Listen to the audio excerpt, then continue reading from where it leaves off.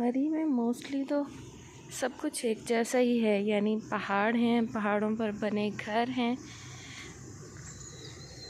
और बहुत सारा सब्ज़ा, ढेर सारे दरख्त, और वो भी पहाड़ों पर। सबसे मज़े की बात मुझे यही लगती है कि पहाड़ों पर दरख्त हैं जहाँ ना कोई उनकी देखभाल कर सकता है, ना उन्हें पानी दे सकता है,